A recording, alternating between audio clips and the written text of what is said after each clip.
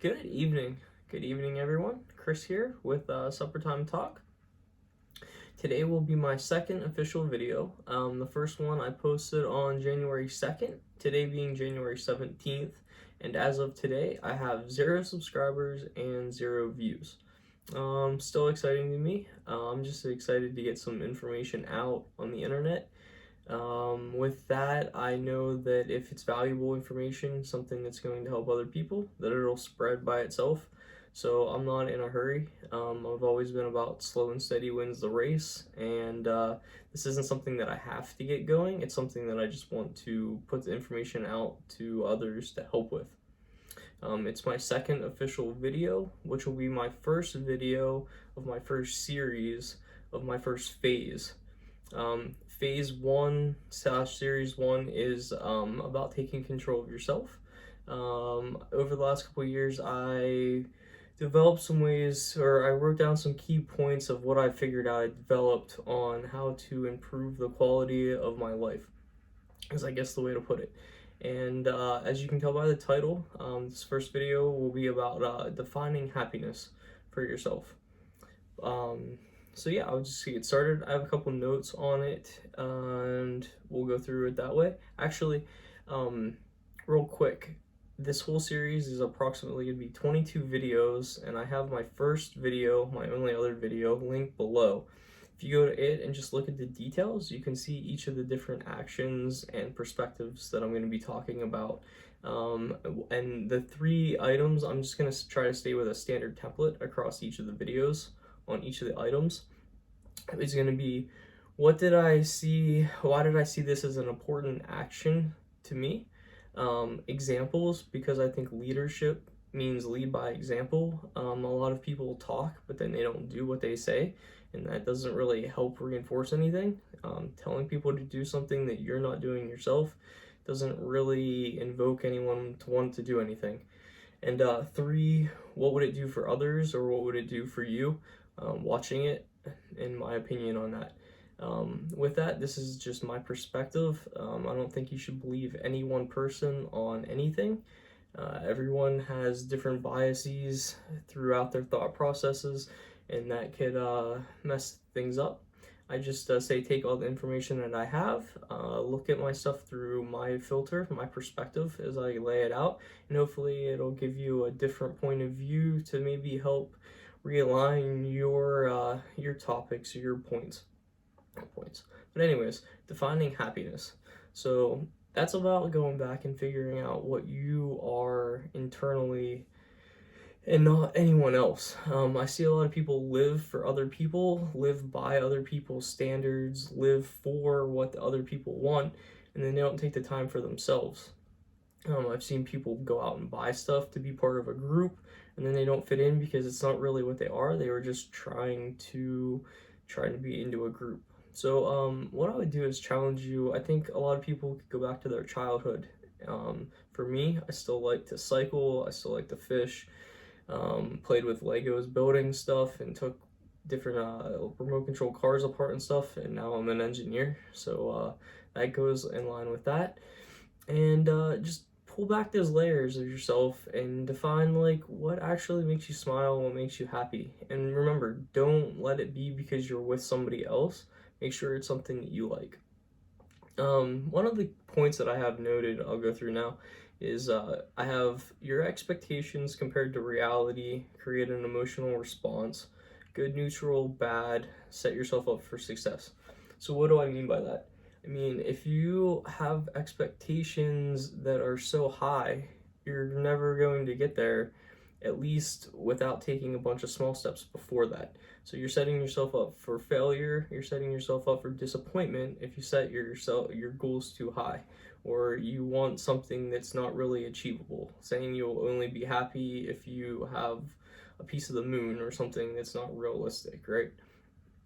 An easy way to think about this is if you're going to a ice cream parlor, this is the way I was thinking about it the other day. If you're going down to an ice cream parlor and you have a certain ice cream thought in your head, when you get there, if they don't have that ice cream, you're not happy. If they don't have that ice cream, but there's a substitute that's equal to what you wanted, then you're neutral. And if they had the ice cream, then you're positive, right? So your expectations going into the situation help control the emotional response. If you would just go into the ice cream parlor happy because you're getting ice cream versus wanting a specific item, then that would change the outcome if they didn't have what you thought of because you were just excited to get ice cream in the beginning, if that makes any sense. My number 2 point is stop trying to live like others. Once you get where they are, chances are you won't be happy. Normally the journey is the exciting part, not the finish line. So remember that. It's about the process. It's the process that you want to enjoy, because a lot of times the process gets you there, you complete it, and then you're like, yes, I'm done. And then you like, makes you happy for a little bit, but then it's on to the next thing. So it's really about the journey and not so much just getting to the finish line.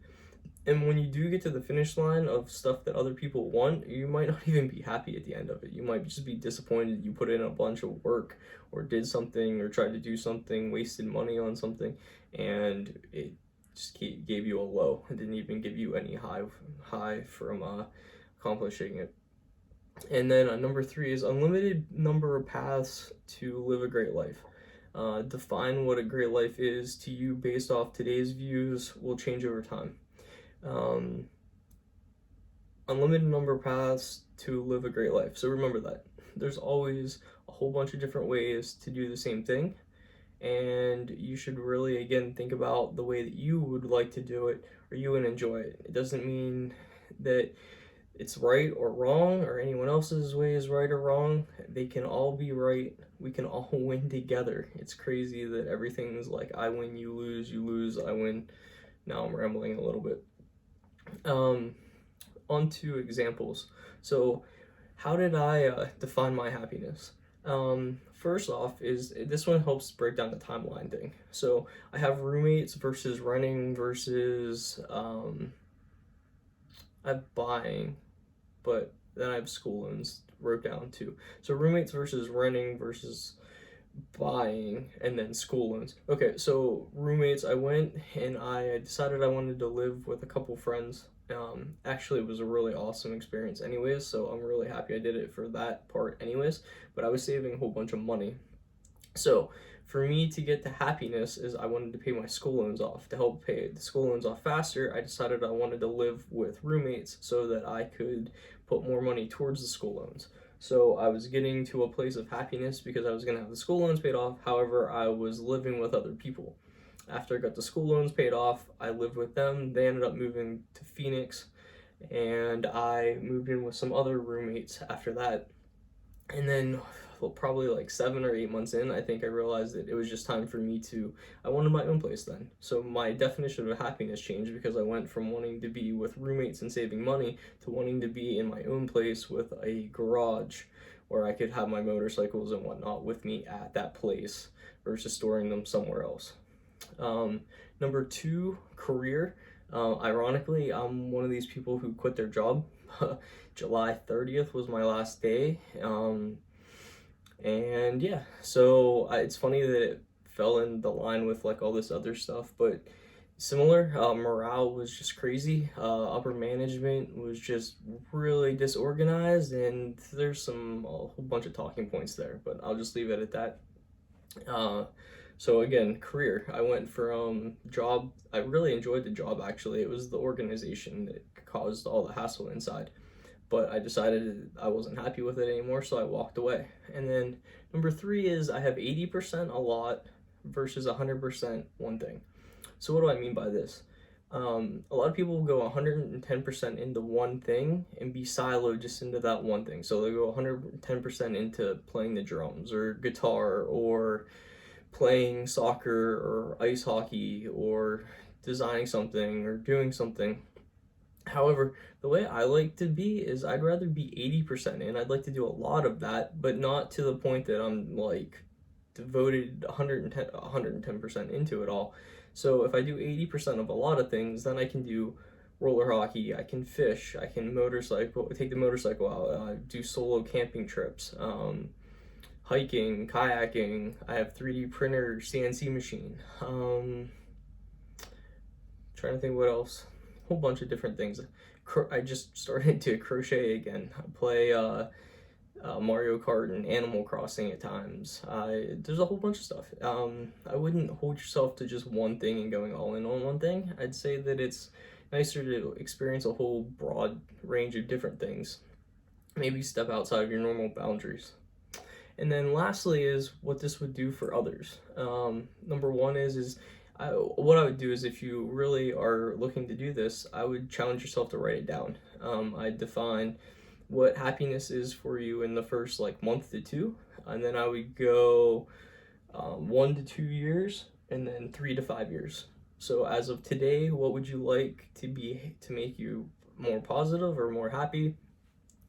In 1 to 2 years, how can you set yourself up to be in a better position, maybe career-wise, maybe better health, maybe having more activities, having more friends, going out and doing more stuff, or maybe opposite, maybe being in more and devoting time to something else. Again, you get to define it, because that's what matters. Who gives a fuck what anyone else thinks? Really, just do what you want to do. Number two is relationships, career, health, hobbies. They'll all improve.